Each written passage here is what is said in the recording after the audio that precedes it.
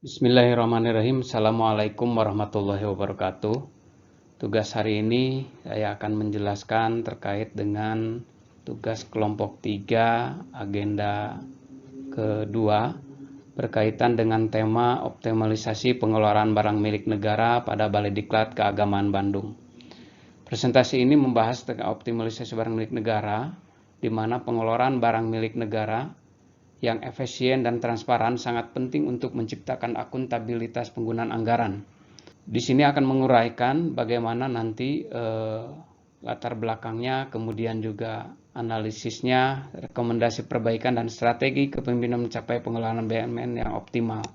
Latar belakang tentang pengelolaan BUMN di instansi pemerintah menghadapi berbagai permasalahan, ya, terutama dalam pengamanan dan pemeliharaan aset, di mana BUMN ini merupakan objek vital dalam organisasi suatu lembaga untuk pengamanan terkait dengan barang milik negara.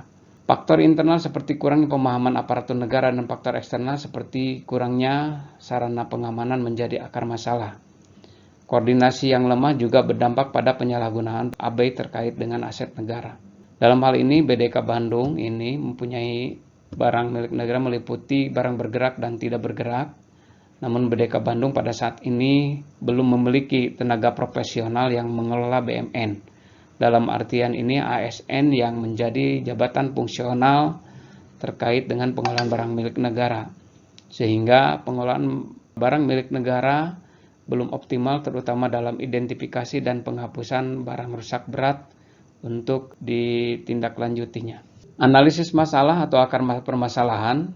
Jadi jika BUMN ditangani secara optimal, potensi terkait dengan tidak ditemukannya atau kerugian dari segi finansial negara akan meningkat. Akar masalah lemahnya pengelolaan di BDK Bandung ini meliputi lemahnya pengamanan BUMN karena tempat yang kurang memadai, kurang akurasinya data, kemudian pemanfaatan BUMN yang belum optimal. Lemahnya pengawasan internal, keterbatasan SDM yang kompeten, serta pemulihan dan penghapusan barang milik negara yang belum efektif. Nah, pengamanan ini, penyimpanan barang yang belum tertata dengan baik, belum tersedianya gudang penyimpanan yang representatif. Jadi yang ada ini penyimpanan masih ruangan dan tempat penyimpanannya belum memenuhi standar gudang dengan jumlah barang yang banyak. Kemudian akurasi data, perbedaan pencatatan kondisi BUMN antara di aplikasi dan realita, karena memang masih ditemukan ada beberapa barang rusak berat, sementara di aplikasinya masih tercatat barang baik. Kemudian SWOT analisis ini identifikasi kekuatan, kemudian kelemahan, peluang, dan ancaman. SWOT analisis ini digunakan untuk mengidentifikasi kekuatan, kelemahan, peluang, dan ancaman dalam pengelolaan barang milik negara di BDK Bandung. Kekuatan melalui sistem pencatatan BUMN yang mulai diterapkan dan komitmen terhadap reformasi pengelolaan BUMN. Peluang meliputi dukungan kebijakan pemerintah pusat dan penggunaan teknologi digital. Ancaman meliputi risiko kehilangan dan kerusakan aset serta potensi penyalahgunaan BUMN. Jadi ada strength, kemudian juga weakness. Di strength-nya komitmen reformasi BUMN, kemudian di weakness-nya lemahnya sistem pengamanan, opportunities, dukungan kebijakan pemerintah, threat-nya risiko kehilangan dan kerusakan aset. Rekomendasi area perbaikan dan langkah-langkah strategis. Beberapa area perbaikan yang harus dilakukan meliputi peningkatan sistem pengamanan BUMN, di mana satu, pengamanan bangunan gudang penyimpan yang layak, kemudian rekrutmen tenaga profesional dan diberikan pelatihan untuk SDM-nya, kemudian pencatatan, pastikan data sesuai dengan kondisi real. Stakeholder pendukung atau kuadran dan peran, ya. Stakeholder pendukung dibagi menjadi 4 kuadran, yaitu promotor, laten, depender, dan apatetik. Promotor meliputi Kasubag TU, kemudian pejabat pembuat komitmen dan petugas BUMN. Sementara laten meliputi Kanwil Kementerian Agama dan Biro Keuangan BUMN. Depender meliputi pegawai BDK. Apatetik meliputi peserta pelatihan dan pegawai pemerintah non-pegawai negeri sipil. Nah, di mana ini dari stakeholder yang pendukung, kalau terjalin secara baik, maka ini akan mendapatkan pengelolaan BUMN yang lebih baik. Peran pemimpin untuk menggerakkan perubahan, di mana Kepala Balai sebagai kuasa pengguna barang berperan sebagai penggerak yang mampu menginisiasi reformasi dalam sistem pengelolaan barang milik negara. Kepala BDK memastikan bahwa setiap kebijakan dan prosedur yang diterapkan sesuai dengan regulasi yang berlaku serta didukung dengan sistem pengawasan yang ketat untuk mencegah potensinya penyalahgunaan dan hilangnya barang milik negara.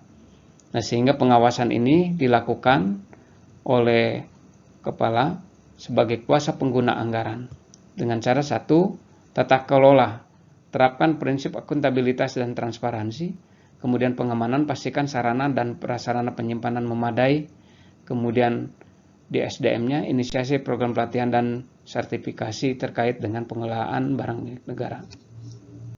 Implementasi regulasi memastikan kepatuhan ya. Kepala BDK menjadi teladan dan implementasi regulasi terkait dengan pengelolaan BUMN. Hal ini memastikan bahwa setiap kebijakan dan aturan yang diberikan dengan pengelolaan BUMN dipahami dan dijalankan dengan baik oleh seluruh aparatur di instansi. Dengan melakukan sosialisasi intensif serta membangun budaya kerja yang berbasis kepatuhan terhadap aturan. Sehingga para pegawai atau ASN yang ada di lingkungannya ini dapat memahami tata cara terkait dengan pengelolaan, pemanfaatan, penggunaan, serta pemeliharaan barang milik negara, sehingga mereka merasa memiliki barang milik ini adalah barang milik negara yang harus dipelihara dan dijaga. Yaitu dengan adanya sosialisasi, yaitu di investment sosial kebijakan pengelolaan BUMN, budaya kerja yang berbasis kepatuhan terhadap aturan dan pemahaman, pastikan setiap kebijakan dipahami aparatur. Optimalisasi ruangan, ini mendorong optimalisasi ruangan sebagai gudang penyimpanan yang lebih representatif. Yang pertama adalah identifikasi ruangan yang optimal, kemudian renovasi ruangan yang menjadi gudang representatif, kemudian implementasinya yang harus dilaksanakan untuk penyimpanan yang lebih aman.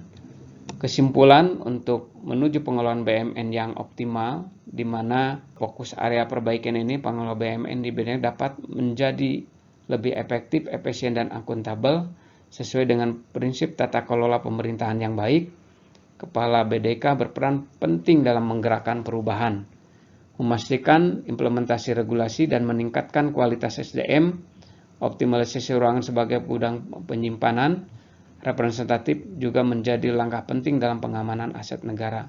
Demikian presentasi pada tugas kali ini. Mudah-mudahan ini menjadi peningkatan untuk kita semua selaku ASN dalam pengelolaan, kemudian juga pemeliharaan, pengamanan, dan menjaga aset barang milik negara ini sehingga terlindungi, aman, dan bisa dipertanggungjawabkan. Demikian, Assalamualaikum warahmatullahi wabarakatuh.